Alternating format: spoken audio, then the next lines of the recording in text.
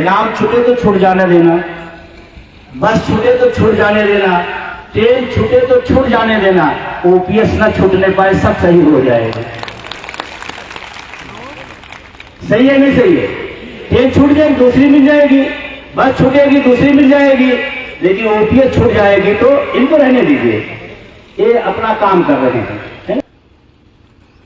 मन की करें कि मुद्दे की करें? मन की बात करें या मुद्दे की बात करें? हम तो भाई मुद्दे की बात करें, मन की बात करने के लिए कोई परमानेंट हो गए हैं। समझ गए क्या? अच्छा समझता ज्यादा हमने नाम भी ले लिया, समझ गए। अच्छा किससे काम चलेगा, मन की बात से कि मुद्दे की बात से? किससे चलेगा? अब आप यही समझ लीजिए कि कौन सी बात सुननी है और कौन सी नहीं सुननी है। अच्छा मुझे कहते हुए दुख हो रहा है, माननीय प्रधानमंत्री जी तमाम मुद्दों पर मन की बात में लाते रहे हैं, ऐसे ऐसे मुद्दे लाते रहे, ठीक है ना, स्वागत है, लेकिन इस देश में लाखों करोड़ों कर्मचारी हैं, उसके भी मुद्दे की बात को कभी मन की बात में ला दीजिए, उसकी भी तो होनी चाहिए। अरे हम कोई बाहर से तो है, हम भी इसी देश के हैं, और देश को बनाने में, विकास में, तमाम सारी चीजों में हमारा भी योगदान रहता है। एक दिन मन की बात में पेंशन की बात माननीय प्रधानमंत्री जी करिए।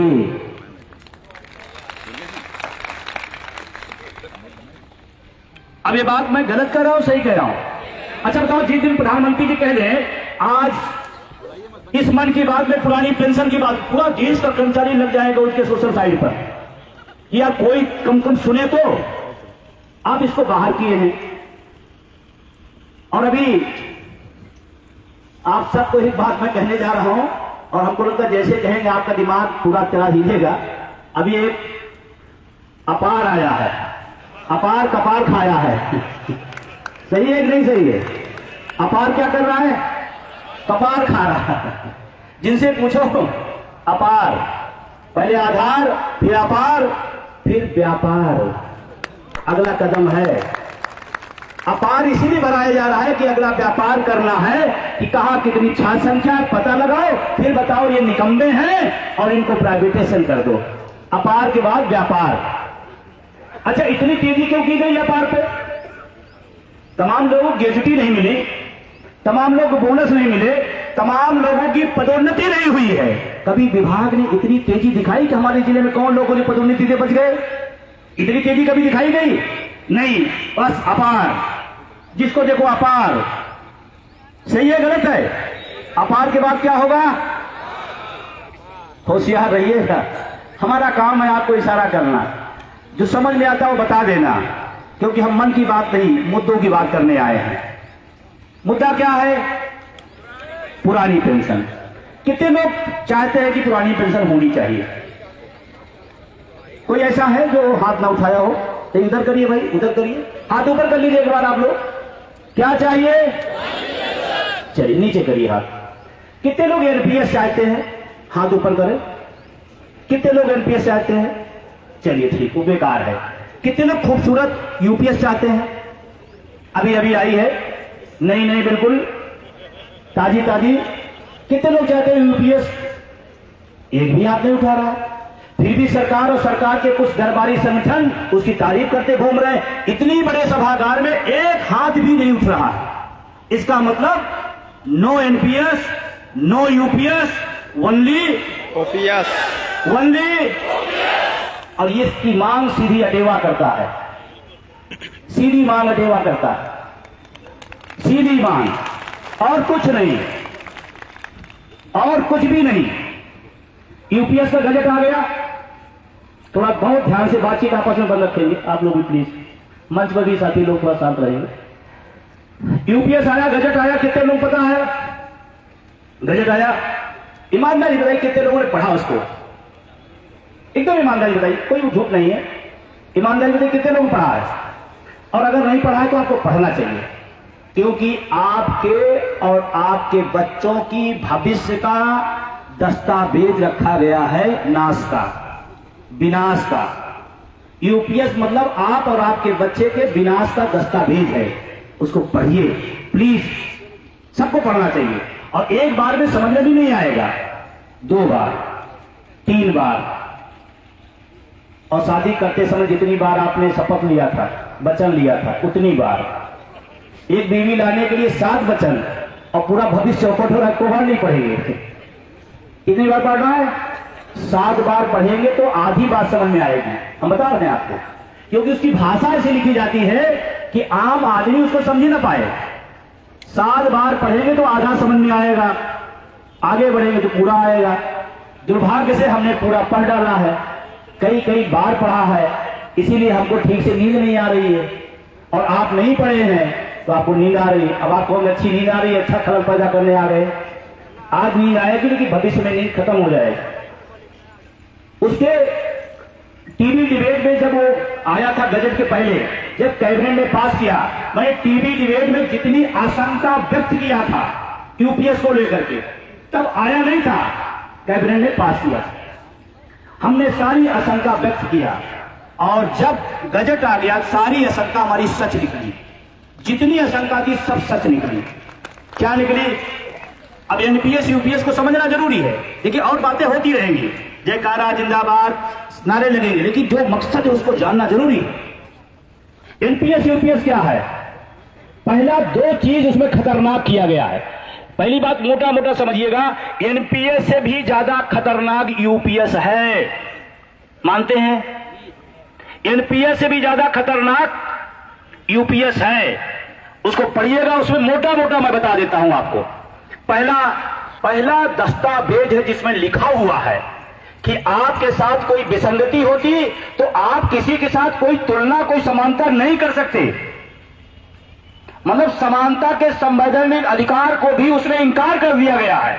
अगर आपका और किसी का वेतन विसंगति आ जाए तो आप कहते नहीं सर हमारा उनका पेमेंट एक है, हमारा वेतन इतना उनका वेतन इतना कम क्यों है, या मेरा कम क्यों है, तो आप कहते नहीं कहते, फिर उसका सहीकरण किया जाता है। लेकिन उसमें कहा गया नो, जो आपको दे दिया जाएगा चुपचाप ले लेना है, आप किसी से तुलना नहीं करेंगे। पहला जो सबसे बैक रहस्य में। दूसरा, आप एक बार जब उसमें दाखिल हो जाएंगे, एक बार उसमें चले जाएंगे तो सरकार 11वें नंबर पर लिखा है कि आप भविष्य में दूसरी कोई मांग नहीं करेंगे। 11वें पॉइंट पर पढ़िएगा जाकर। ये तो राजतंत्र में भी नहीं होता था जो लोकतंत्र में हो रहा। आप मांग भी नहीं कर सकते। और इसीलिए मैं अपील कर रहा हूं, सरकार जितना भी जोर लगाए, लगाने देना। एनपीएस में हो पड़े रहना, यूपीएस में किसी को नहीं जाना है, क्योंकि एक बार आप चले गए तो दोबारा उसमें से आप निकल नहीं सकते। कि आप ओपीएस में आ जाएंगे, लोगों को मिल जाएगा, लेकिन आपको नहीं मिलेगा। उसमें नियम है, अंदर चले गए तो चले गए। और उसमें क्या दिया विकल्प? एनपीएस से वो यूपीएस में आ सकते, एक विकल्प दिया ना। इसका मतलब एनपीएस में भी रह सकते हैं, आपकी इच्छा है तो यूपीएस, युवराज पांडे जी यूपीएस में जा सकते। तो भैया मेरे एक विकल्प और दे दीजिए, एक और। एनपीएस से यूपीएस ठीक है, यूपीएस से ओपीएस एक विकल्प और दे दीजिए, सारी लड़ाई खत्म, सारी फसादी खत्म। दे दो और फैसला हो जाएगा पूरे देश में कि किसको क्या चाहता। और किसी को अगर एनपीएस पसंद हो लेने दीजिए, उसका काटिए। यूपीएस मतलब यूपीएस, हमें ओपीएस, पूरा देश खड़ा हो जाएगा अगर विकल्प दे दे। भाई विकल्प क्यों नहीं दे रहे हो आप? जब एनपीएस या यूपीएस में विकल्प हो सकता है तो यूपीएस या ओपीएस का विकल्प क्यों नहीं हो सकता? ये जानना जरूरी है, ये तमाम लोग ध्यान पैदा करेंगे। उसके बाद एक लॉलीपॉप दो दिया गया, 2 लॉलीपॉप 50%। यही खेला हो रहा है कि 50% मिलेगा किसमें? यूपीएस में। तो ओपीएस में कितना मिलता था? कितना मिलता था? उसमें भी 50 ही मिलता था। तो जब यूपीएस में 50 दे सकते हैं तो ओपीएस में 50 दे दीजिए। यही तो हम कह रहे हैं, और क्या कह रहे हैं, और क्या मांग रहे हैं? जब दोनों का आपने 50-50 कर दिया, कह दिया बहुत अच्छा है, तो फिर ओपीएस भी तो 50 ही था। इसका मतलब उसमें कहीं ना कहीं कंडीशन है, कहीं ना कहीं झोल है या नहीं है? भाई अगर दोनों 50-50 का है, आप कह रहे हो कि हमने लाया 50% आपकी मांग हमने पूरा कर दिया, तो फिर ओपीएस में 50% है, आप हमें वही दे दीजिए। तमाम टीवी डिबेट हमसे पूछा गया, हमने कहा मुझे नई नहीं चाहिए, ज्यादा नहीं चाहिए, लाखों वाली नहीं चाहिए, हमको वही पुराने वाली, कम वाली, बेकार वाली ओपीएस चाहिए। एक ही मिशन, वही वाली, कम वाली, बेकार वाली, पुरानी वाली, वही चाहिए। आपको भी चाहिए क्या? आपको भी चाहिए क्या? चाहिए। और उसके बाद एक लाली लबाब 50% का झूठ है, पूरा झूठ है। इसी तरह जब एनपीएस आई तो बताया गया लाखों मिलेंगे, आज 800, 1200, 1500 रुपए मिल रहे हैं। ऐसे आपको लालीपाप दिया जा रहा, सिर्फ आंदोलन को तोड़ने का तरीका है और लोगों को बरगलाने का तरीका है और कुछ नहीं है। और गांव के एक साथी हमको मिले तो उन्होंने कहा कि अरे बंधु जी आपकी पेंशन तो हो गई। तो हमने कहा कब? कहते नहीं सुना सरकार ने कर दिया, वो यूपीएस लाई उसमें 50% देगी। तो हमने कहा आपने पढ़ा? कहना हमने पढ़ लिया। बुजुर्ग आदमी थे, रिटायर से पेंशन ले रहे थे। तो उन्होंने जानते हैं यूपीएस को क्या नाम दिया? उन्होंने कहा हमने पढ़ लिया। भैया ओपीएस से अच्छी कुछ नहीं है। और यूपीएस की बात करें, ऊट पटांग पेंशन योजना है। गांव के आदमी है, अपनी भाषा में अपनी व्याख्या किए, क्या बताए? ऊट पटांग पेंशन योजना। ऊट पटांग पेंशन योजना लेना है? लेना है? नहीं लेना। उसके बाद एक लालीपाप, इसमें न्यूनतम 10,000 मिलेगा। अरे भाई ओपीएस में भी 9,000 था, न्यूनतम उसमें भी 9,000 है। 10 साल की सेवा अगर है तो आपको न्यूनतम 9,000 मिलेगी। तो 1,000 बढ़ा के एहसान ना करिए हमारे ऊपर, हमको कोई पुरानी वाली दे दीजिए। आप 1,000 क्यों बढ़ा रहे हो? क्यों बढ़ा रहे हो भाई? दूसरा असली खेल आपको बताऊं, यहां कोई मैथ का टीचर है क्या? मैथ का सही है सर। मैथ के टीचर जो बढ़िया कैलकुलेट वाले हो यहां आ जाए, जो बढ़िया कैलकुलेशन कर ले, आ जाइए आ जाइए। अरे अपार नहीं भराएंगे आजकल मास्टर अपार से डर रहा है ना। चलिए अब देखिए, न्यूनतम अगर होगा तो 10,000 देंगे। 10 साल की सेवा है तो 10,000 की बात की जा रही है। 1,000 बढ़ाया आपने। 25 साल की सेवा होगी तो 25 साल का एवरेज में देंगे। 26 साल हो जाएगी तो हम पैसा हड़प लेंगे। 27 होगा पूरा पैसा मार लेंगे। 28 होगा, 29 होगा, 30 होगा, 32 होगा, 35 होगा, सारा पैसा हम रख लेंगे। अब किसी की सर्विस मान लीजिए 30 साल हो गई और आपने नियम बना दिया 25 साल तक आपका हिसाब किताब, उसके बाद बंद। तो अगर 5, 6, 7, 8 साल आपकी और नौकरी चल गई और आप 10 साल का एवरेज मान लीजिए 10% के हिसाब से कितना हो जाएगा? 1 लाख तनख्वाह है, 10,000 मान ली कटा तो 1 साल कितना हो गया? तो 10 साल कितना हो गया? 12 लाख से आपका कोई लेना देना नहीं है। 25 के ऊपर गए तो उससे कोई लेना देना नहीं, लेकिन आप 10 के नीचे आए तो लेना देना है। तो कम पर अगर आप हिसाब ले रहे हो तो ज्यादा हिसाब क्यों नहीं दे रहे हो? दूसरा, कोई व्यक्ति 55 साल में मान ली रिटायर हो गया या सेवानिवृत्ति स्वैच्छिक ले रहा, बीआरएस ले रहा है, तो 55 साल में जब बीआरएस लेगा तो उसको पेंशन की जरूरत कब है? तुरंत है। तनख्वाह बंद पेंशन शुरू, यही तो नियम है ना। क्यों सर का बताइए भाई, तनख्वाह बंद पेंशन शुरू। और ये कह नो, आप तो 60 साल की उम्र में जब हो जाएंगे तब हम देंगे। तो 5 साल हवा खा के रहेंगे हम जिंदा? हम 5 साल हवा खा के जिंदा रहेंगे क्या भाई? मतलब जब 60 साल के होंगे तो पेंशन स्टार्ट होगी। तो 5 साल हमारे बच्चे घर में फीस तो लगेगी नहीं, बिजली का बिल होगा नहीं, गैस सिलेंडर भराएंगे नहीं, शादी ब्याह में जाएंगे नहीं, हम 60 साल इंतजार करेंगे। बहुत खूबसूरत नियम है, आप अपने यहां लागू कर लीजिए। हमारे विधायक हो, एमपी एमएलए कितने साल में हो सकते हैं? 25 साल में। 25 साल में हो सकते हैं और 5 साल माली रहे तो 30 साल हो गए। तो सांसद जी कह दीजिए आपकी पेंशन 60 साल बाद बनेगी। वहां तुरंत 30 में रिटायर हो गए, 5 साल पूरा, अगर नहीं बन पाए तो पेंशन शुरू। 30 साल में उनको पेंशन चाहिए और हमारा जो सफाई कर्मचारी है उसको 60 साल के इंतजार करना पड़ेगा। 60 साल का इंतजार करना पड़ेगा। क्यों भाई? सफाई कर्मचारी लोग हैं यहां। एक बार जोरदार तालियां साथियों को। और हमारे बीच में इनकी शान, मान और पूरे प्रदेश में एक रिकॉर्ड स्थापित करने वाले, निर्विरोध निर्वाचित होकर आने वाले इनके प्रदेश महामंत्री रामेंद्र श्रीवास्तव जी हमारे बीच में हैं। इनका भी बहुत स्वागत और अभिनंदन मैं करता हूं। बहुत ऐतिहासिक निर्णय आप सबने दिया। निर्विरोध होना कोई आसान काम नहीं होता है। इसका मतलब लोकप्रियता, इसका मतलब चाहने वालों की तादाद ज्यादा रही होगी। सबने इनको निर्विरोध महामंत्री बना दिया। मैं सफाई कर्मचारियों को इसमें धन्यवाद देना चाहता हूं। सफाई कर्मचारियों 55 साल में पेंशन या 60 साल में? अरे बोलो, जब रिटायर तब पेंशन, चाहे 52 हो, चाहे 55 हो, चाहे 58 हो। विधायक जी, सांसद जी 30 साल में देंगे, हमको 60 साल बाद। क्या न्याय है?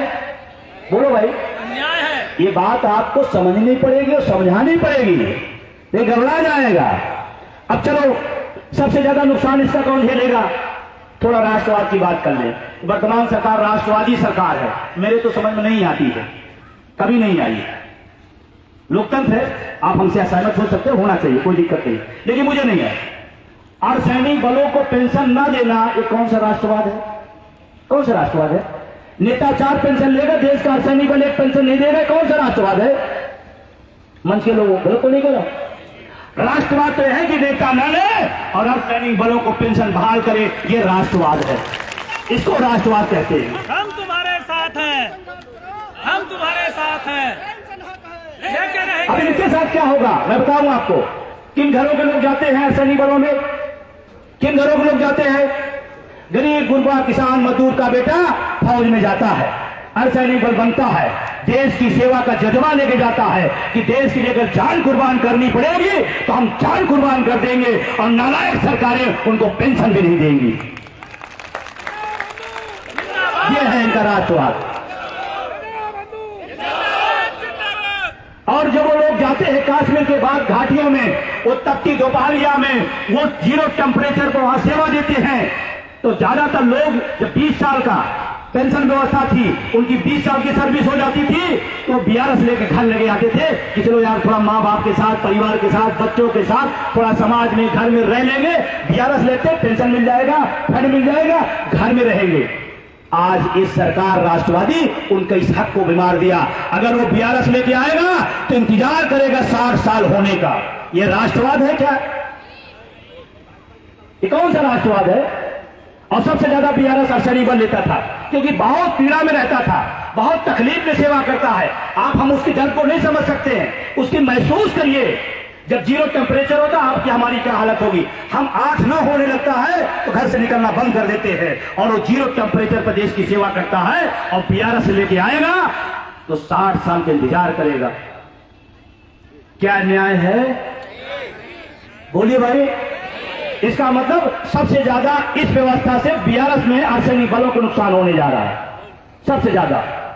हमारे पास रोज फोन आते हैं, 2-4 फोन रोज आते हैं। सर, मैं कश्मीर के बॉर्डर से बोल रहा हूं, विजय बंधु बोल रहे हैं? हाँ बोल रहा हूं। जय हिंद सर। सर, हम बोल तो नहीं सकते हैं, गोली चला सकते हैं लेकिन बोल नहीं सकते। कोई तो है जो मेरी बात बोलता है, और आपकी लड़ाई से हमें भी विश्वास है कि हमें भी पेंशन मिल जाएगी। ये उम्मीद है। आज पीलीभीत में कार्यक्रम हो रहा है, ये लाइव हो रहा है, पूरे देश में जा रहा है, और तमाम सारे अर्धसैनिक इस लाइव पर जुड़े हुए हैं, देख रहे हैं कि हमारी कोई बात कह रहा है, कोई आवाज लगा रहा है हमारे पक्ष में।